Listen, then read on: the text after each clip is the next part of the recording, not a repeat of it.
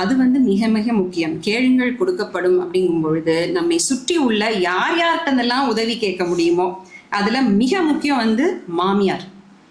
இந்த உதவிகளை கேட்பதற்கு நம்ம கூச்சப்படவும் கூடாது. நம்மை சுற்றி இருக்கின்ற அந்த முதல் வட்டம் இருக்கு பார்த்தீங்களா, அவங்க சப்போர்ட் இல்லாம நம்ம தொழில ஜெயிக்கவே முடியாது. அதனால நம்ம ஈகோ பார்க்கவே கூடாது.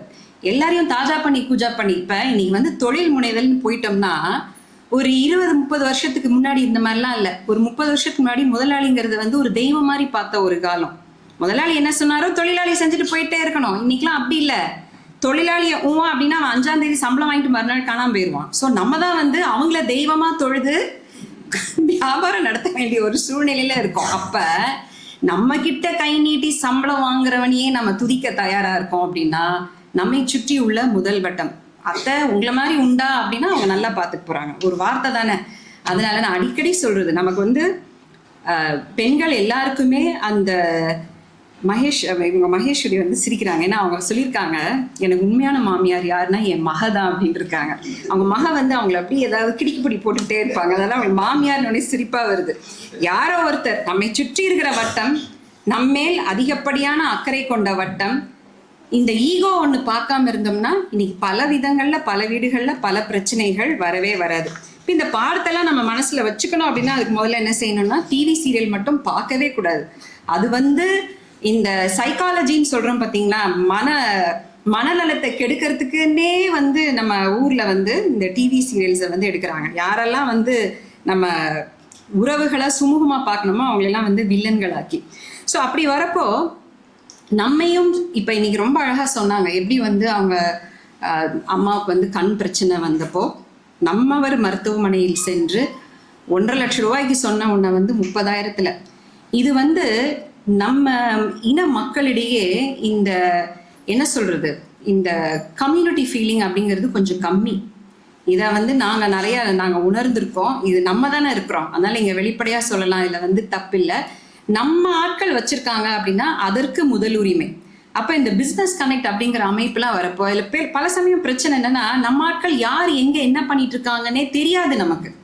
அப்போ பல விதங்கள்ல இந்த விஎம்சி வந்து இவங்கெல்லாம் நம்ம ஆட்களா அப்படின்னு நமக்கு தெரிஞ்சுக்கிற அளவுக்கு ஒரு பிளாட்ஃபார்ம், ஒரு தளத்தை வந்து உருவாக்கி கொடுத்துருக்காங்க. அப்போ அவர் சொன்ன மாதிரி இங்கே இருக்கிறவங்க எல்லாருமே எல்லாருக்கும் உண்டான ஒரு மார்க்கெட்டிங் பண்ணக்கூடிய ஒரு வாய்ப்பை வந்து இந்த அமைப்பு நமக்கு ஏற்படுத்தி கொடுத்துருக்கு. அதை நம்ம முழுமையாக பயன்படுத்தி கொள்ள வேண்டும். பெண்களாக பிறந்த நமக்கு வந்து நம்ம தொழில் முனைதல் அதெல்லாம் ஒரு பக்கம், சமூகத்தில் சமூக நலனிலும் அக்கறை காட்ட வேண்டிய ஒரு இடத்துல நாம் இன்னைக்கு இருக்கிறோம்.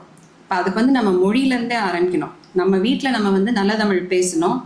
பிள்ளைங்க வந்து நம்ம எவ்வளோதான் பணம் கட்டி எவ்வளோ பெரிய கான்வென்ட்ல சேர்த்தாலும் தாய்மொழி ஆகிய தமிழை வந்து படிக்கிறதுக்கான அந்த உந்துதல் பெற்ற தாயிடம் இருந்துதான் வர வேண்டும். குழந்தைங்களுக்கு வந்து தாய்மொழி அப்படிங்கிறது தாயை போல அதை நேசிக்கிற அந்த உணர்வை ஊட்ட வேண்டியது குறிப்பாக நம்மவர் சமூகத்துல வந்து அதை நம்ம கட்டாயம் நம்ம வந்து செய்யணும். நம்ம தான் வந்து தமிழை வந்து முன்னெடுத்து பலகாலமாக சென்றவர்கள். அந்த வரலாற்றுக்குள்ளெல்லாம் போக இப்ப நேரம் இல்லை. தமிழ் பெரியவர்கள் எத்தனையோ பேர் இருந்தாங்க. எங்க அப்பா வந்து தனித்தமிழ் இயக்கம் கண்ட மறைமலை அடிகளாருடைய பெயரன். அப்ப எங்களுக்குலாம் ரொம்ப சின்ன வயசுல இருந்தே அந்த என்ன சொல்றது, அது ஒரு தமிழ் வெறி அப்படின்னே சொல்லலாம். அது வந்து ஒரு சென்டிமெண்ட் வேல்யூ. அந்த இதை வந்து நம்ம பிள்ளைங்களுக்கு கொண்டாடணும். ஏன்னா தமிழ் சார்ந்த ஒரு பண்பாட்டுல அடிப்படையா நிற்கிறது. நல்லா நீங்க யோசிச்சு பாருங்களேன். நம்மகிட்ட இருக்கிற சங்க இலக்கியங்கள்லாம் இயற்றப்பட்டு ஒரு 2000 ஆண்டாச்சு. 2000 ஆண்டுக்கு முன்னாடி ஒரு புறநானூற்று பாட்டை ஒரு மோசிக்கிறனார் எதில் எழுதி வச்சாரு? சாதாரண ஒரு அழியும் தன்மை படைத்த பண ஓலை. அப்ப எப்படி இது வந்து இத்தனை நூறாண்டான் கடந்து நம்மிடையே வந்தது அப்படின்னா, எவன்லாமோ போற போக்கில் அதுக்கு படி எடுத்து வச்சுட்டு போனான். அந்த காலத்துல என்ன பண்ணுவாங்களாம், பெரிய பெரிய வள்ளல்கள்லாம் வீட்டுல ஒரு விசேஷம் அப்படின்னா, இன்னைக்கு நம்ம சொல்றோம் பார்த்தீங்களா, இன்னைக்கு ஒரு வீட்டுல ஒருத்தர் பிறந்த நாளா அன்னைக்கு வந்து ஒரு முதியோர் இல்லத்துல ஒரு 100 பேருக்கு சாப்பாடு போடுவோம் அப்படின்னு நம்ம போய் செய்யறோம். அந்த மாதிரி அந்த காலத்துல தன்வந்தர்கள் வள்ளல்கள் என்ன பண்ணுவாங்களாம், புறநானூரை படி எடுக்கிறேன், 10 படி எடுக்கிறேன் அப்படி பண்ணுவாங்களாம். ஸோ இப்படி எத்தனையோ பேர் காப்பாத்தி தான் இந்த நூல்கள் நம்மிடையே வந்திருக்கின்றன. 17 கணக்குக்கு ஈக்குவலா ஒரு நூல் களஞ்சியம் உலகத்துல எந்த மொழியை சார்ந்த யாருக்குமே வந்து கிடையாது. ஆனா நம்ம நாலடியார் நான்மணிக்கடியெல்லாம் படிக்கிறோமா, அதுல உள்ள கருத்துக்களை பிள்ளைகளுக்கு எடுத்து சொல்றோமா?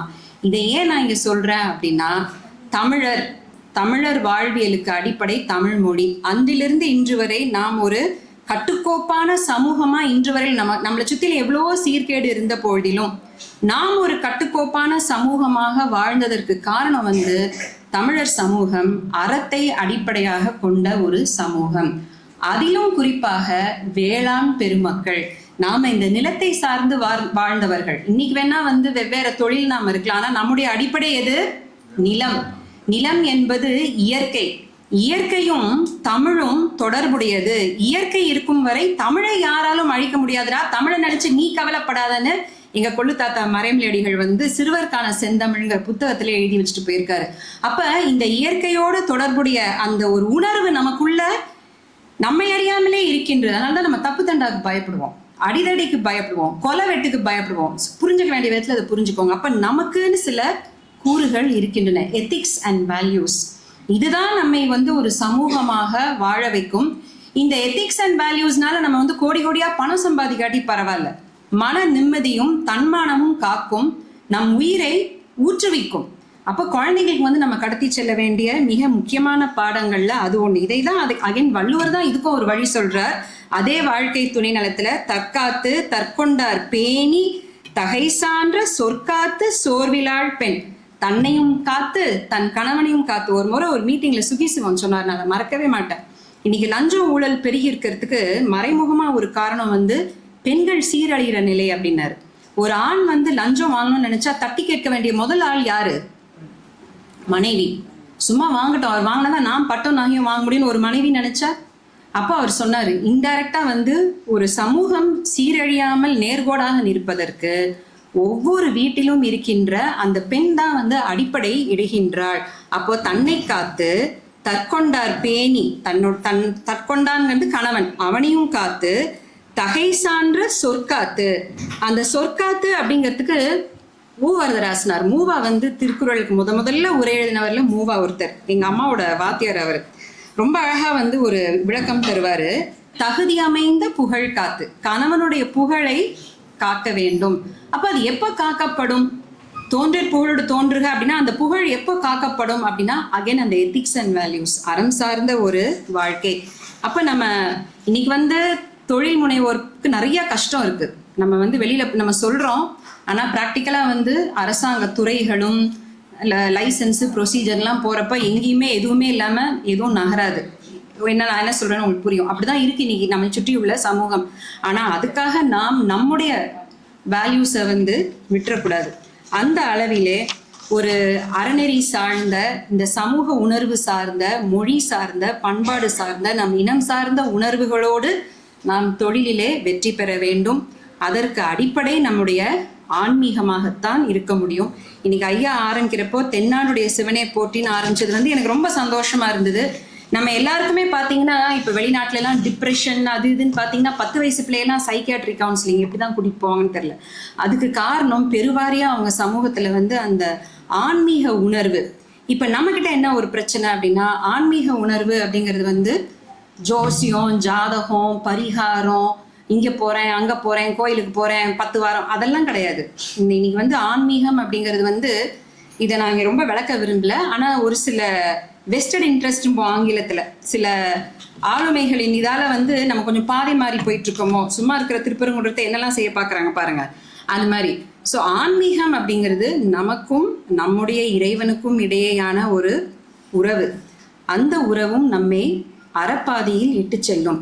தொழில் முனைதல் இறங்குறப்போ நமக்கு கீழே விழாம நம்ம ஓடவே முடியாது. ஓட கத்துக்கிறப்போ கீழே விழதான் செய்வோம், முட்டி பேந்து அடிவாங்க தான் செய்வோம். ஆனால் திரும்பி எழுந்து ஓடுகின்ற அந்த மன உரத்தை கொடுக்கக்கூடியது ஆன்மீகம் ஒன்றுதான். அப்ப இது எல்லாத்துக்கும் அடிப்படை ஆன்மீகம். ஒரு குடும்பத்துல அந்த ஆன்மீக உணர்வை குழந்தைகளுக்கும் கணவனுக்குமே ஊட்டி செல்வது என்பது அந்த பெண்ணால் தான் முடியும். காலையிலயும் மாலையிலையும் எல்லாம் ஒரு நேரமாவது விளக்கேற்றுகின்ற பழக்கம் நம் சைவ வீடுகளிலே இருக்கின்றது. அந்த பழக்கத்தெல்லாம் அடுத்த தலைமுறைக்கு கடத்தி செல்லும். சின்ன பழக்கம் அப்படிம்பானா அந்த பழக்கம் தான் நம்மை ஒரு இனமாக கட்டமைக்கிறது. அந்த அளவிலே இந்த ஒரு சில கருத்துக்களோடு உங்கள் அனைவருக்கும் நெஞ்சார்ந்த வாழ்த்துக்களை கூறி, நம் சமூகம் முன்னேறுவதற்கு இது போன்ற ஒரு அமைப்பினை உருவாக்கி இதற்காக உழைத்து கொண்டிருக்கின்ற அனைத்து பெருமக்களுக்கும் ஒரு பெரிய நன்றி கூறி எனக்கும் வாய்ப்பளித்தமைக்கு நன்றி கூறி அமைகிறேன்.